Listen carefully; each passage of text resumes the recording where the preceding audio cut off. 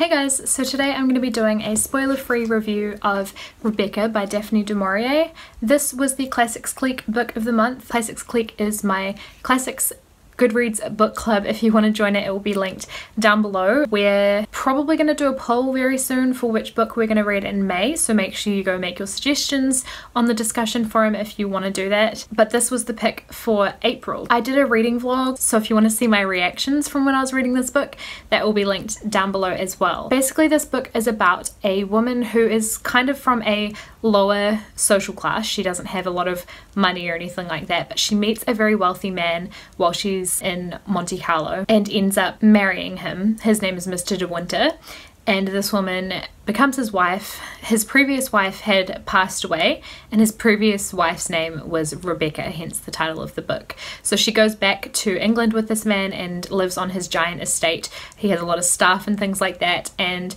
the basic premise of the story is that she's kind of haunted by the memory of Rebecca that kind of lives in this household. All of the staff obviously remember her. Mr. De Winter seems like he's perhaps not over her death, and this new wife, the new Mrs. De Winter, just feels like she can't quite live up to everything that Rebecca was. It's kind of a gothic style novel. I definitely would say it's not horror or anything like that, but it has a creepy kind of undertone to it, and it definitely is a mystery kind of novel as well, because there are things going on that the new Mrs. De Winter doesn't know about, and she's kind of trying to figure out everything that's gone on in this house. It's set in the 1930s, but because of the gothic kind of vibe that the writing style has, for me it was reminiscent of classics from the 1800s as well. So if you like that kind of setting and that kind of tone that you get in Victorian gothic novels, you might like this one because it has a similar kind of feel to it. The writing in general was just beautiful as well. The descriptions and everything were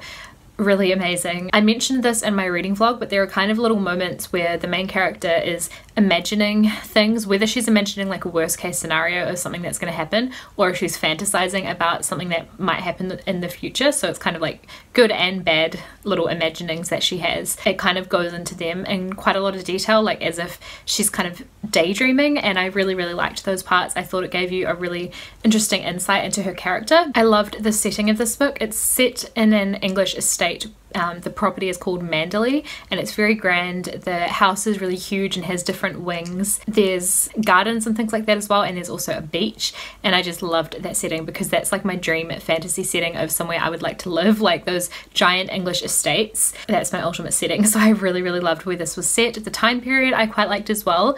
Generally for me, for classics, I do prefer like the Victorian kind of novels, but because of the style of this book and everything, it felt Victorian to me, even though it was set in the 1930s. I loved the characters in this book as well. Our main character is definitely not perfect. She's flawed, but you can really relate to everything that she's going through because she's kind of the outsider in this scenario, so you as the reader feel like an outsider as well, so you're kind of like in the same boat as her in this situation. She also deals with anxiety. I mentioned this in my reading vlog as well. She gets quite nervous about social situations just because it's something that is unfamiliar to her. She's not used to being like the lady of a house like this with you know, visitors coming all the time and that kind of thing. She gets quite anxious about it and tries to hide away. I've only really seen it represented in like contemporary, especially YA novels, characters dealing with anxiety. So I loved seeing that kind of characteristic represented in a character from the 1930s. I think that was fantastic and really relatable for me. I think it's just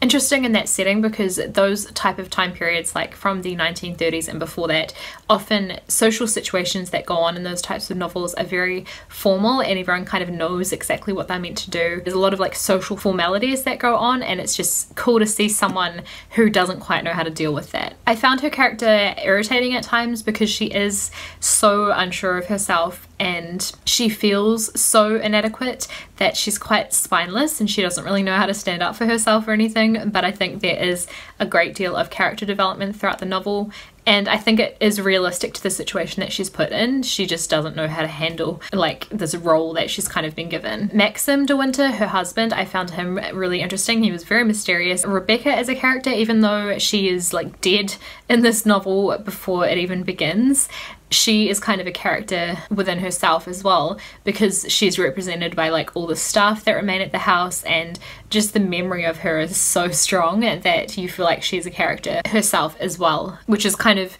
creepy and mysterious in its own way because she's not even alive, but she has such a strong presence in this novel. So overall, I really loved this book. Like I said, it's not like it's a horror novel or anything like that, but it definitely has enough mysterious elements in it that you are kind of on the edge of your seat waiting to find out what is going on. And the big like twists and things like that in this book are really caught me by surprise. They were things that had kind of crossed my mind, but not in a way that I felt like this book was predictable at all. If you like a bit of mystery, I think you would really love this one. It's a classic, obviously. This was a 5-star read for me. If you've read it, let me know what you thought of it in the comments down below. I also just this week I watched the movie that was made shortly after this book came out, actually, like not long after. It's an Alfred Hitchcock movie, which surprised me. It's awesome because he's a fantastic director, but the movie adaptation was really, really great as well. They stayed very true to the dialogue of this book.